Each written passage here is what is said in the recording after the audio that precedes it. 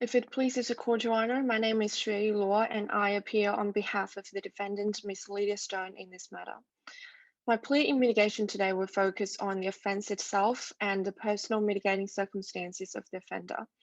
The aim of my plea in mitigation today is to persuade the court to impose a 1-year imprisonment in conjunction with probation order. Your Honor, under Section 320, subsection 1 of Criminal Code 1899, any person does grievous bodily harm or GBH to another is liable to imprisonment for 14 years. Section 317, subsection 1b provides that any person with intent to do GBH is liable to imprisonment for life. However, Section 9, subsection 2g of the Penalties and Sentences Act 1992, hereafter referred to as the PSA, provides that the sentencing court must have regard to any mitigating factor concerning the offender. According to the Court of Criminal Appeal of New South Wales in LLB, when more than one mitigating factor is applicable, an analytical approach can be used to decide a reduced sentence in a cumulative manner. Your Honor, in regard to the offender's response to the charge, I would firstly address Section 13, subsection 1 of the PSA, which states that a court must take the guilty plea into account and may reduce the sentence imposing on an offender. According to High Court of Australia in Cameron, Australian courts have indicated that they will take a guilty plea as a mitigating factor, even when no remorse or contribution present. As for the size of discount regarding a guilty plea, according to the New South Wales Court of Criminal Appeal in Thompson, it should be in the range of 10 to 25%, and full discount should be available to an offender who pleads guilty at the earliest reasonable opportunity. Your Honor, Ms. Stone entered guilty plea once she was arraigned, and she expressed her willingness to plead guilty before the presentation of the indictment. Because she did so at the earliest available opportunity, she should be given the full discount. Your Honor, may I now direct your attention to Section 9, subsection 2I of the PSA, which provides that a court must have regard to how much assistance an offender gave to the law enforcement agencies investigating the offense. Justice Howie stated in Nassi and the Queen that the cooperation discounted combined with a guilty plea should normally not exceed 50%, and the discount should be decided by the usefulness of the information. Your Honor, Ms. Stone surrendered herself to the police on 6 December 2020, one day after the offense. This shows a high level of cooperation with the law enforcement agencies. She admitted the offense and gave details, including premeditation, which is key information in this case. Therefore, Ms. Stone should be given a full discount to her sentence. Although Ms. Stone showed no remorse of her conduct, as per Judge Refsholk stated in Gata, remorse and contribution should not be required for this discount. Your Honor, Section 9, subsection 3J of the PSA considers any medical and psychiatric report in relation to the offender.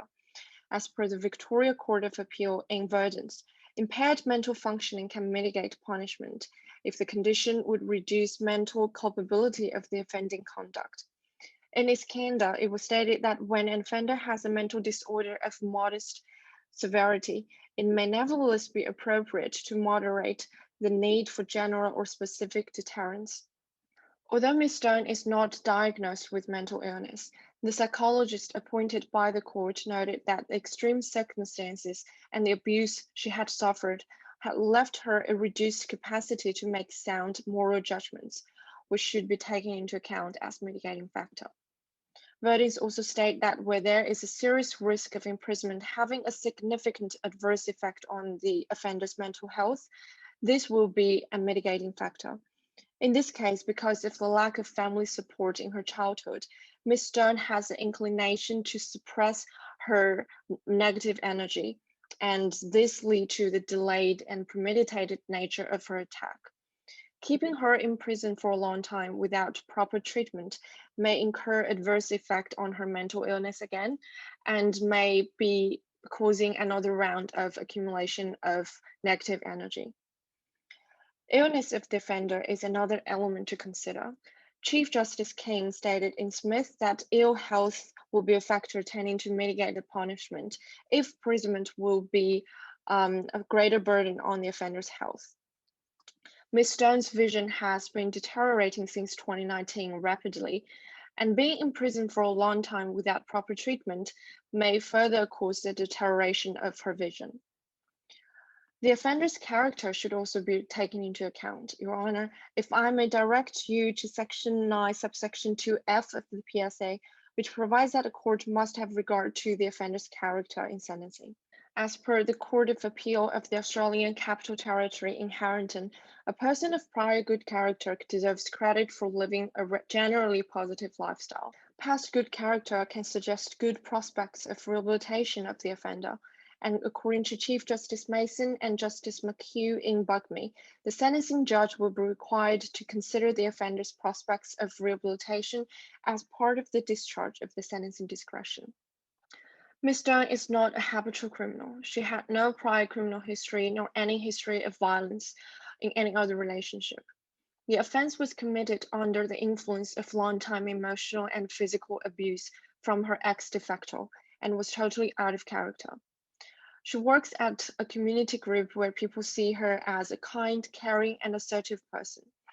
There was no breach of a condition while she's on bail, and all these facts shows that she was of good character before the offense, and there are great prospects of rehabilitation of her. Your Honor, I submit that long-term imprisonment in these circumstances may exert adverse effect on the mental health and physical health on the offender.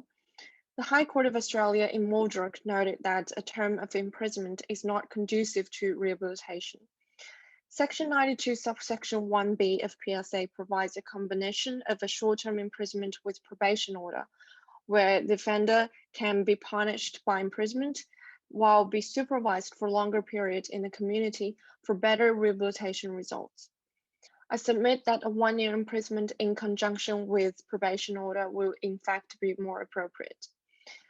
I submit, Your Honor, that Ms. Stone is willing to comply with any order that the court may impose.